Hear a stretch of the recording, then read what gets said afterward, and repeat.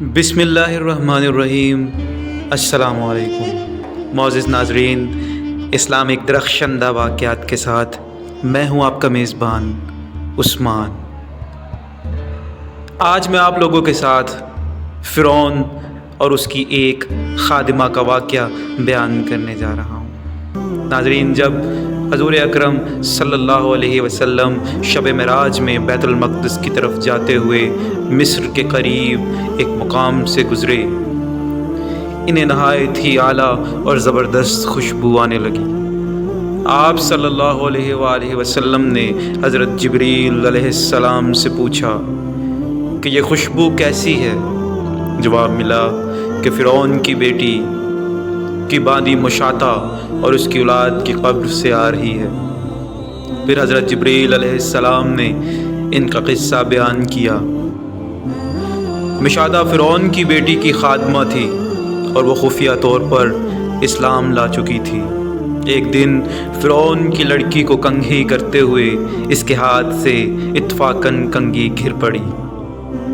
وہ اٹھانے لگی تو اس کی زبان سے بے ساختہ بسم اللہ نکل گیا۔ اس پر شہزادی نے کہا کہ تو نے آج عجیب کلمہ بولا، رب تو میرے باپ فرعون ہی ہے، تو پھر تم نے یہ کس کا نام لیا ہے؟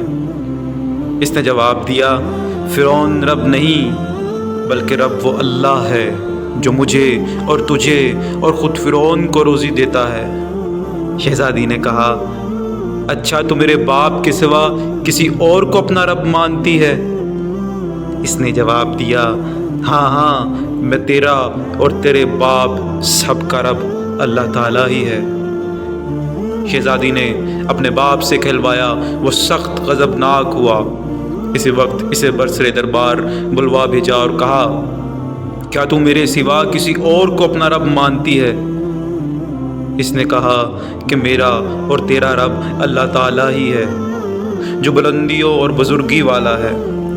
فرعون نے اسی وقت حکم دیا کہ تانبے کی جو گائے بنی ہوئی ہے اس کو خوب تپایا جائے، اور جب بالکل آگ جیسی ہو جائے تو اس کے بچوں کو ایک ایک کر کے اس میں ڈال دیا جائے، آخر میں خود اسے بھی اس میں ڈال دیا جائے۔ چنانچہ وہ گرم کی گئی۔ جب آگ جیسی ہو گئی تو حکم دیا کہ اس کے بچے کو ایک ایک کر کے اس میں ڈالنا شروع کرو۔ اس نے کہا، بادشاہ ایک درخواست میری منظور کرو، یہ کہ میری اور میرے ان بچوں کی ہڈیاں ایک ہی جگہ ڈال دینا۔ اس نے کہا، اچھا تیرے کچھ حقوق ہمارے ذمہ ہیں، اس لیے یہ منظور ہے۔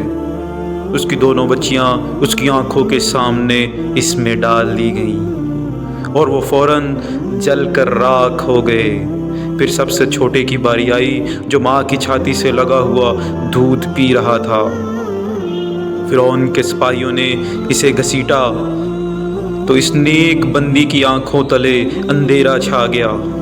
اللہ تعالیٰ نے اس بچے کو اسی وقت زبان دے دی اور اس نے بآواز بلند کہا، اماں جان افسوس نہ کر، ذرا بھی پس و پیش نہ کر، حق پر جان دینا ہی سب سے بڑی نیکی ہے۔ چنانچہ انہیں صبر آ گیا، اس بچے کو بھی آگ میں ڈال دیا گیا اور آخر میں ان کی ماں کو بھی اسی آگ میں جلا کر مار دیا۔ یہ خوشبو کی مہکیں اسی کے جنتی محل سے آ رہی ہیں۔ سبحان اللہ۔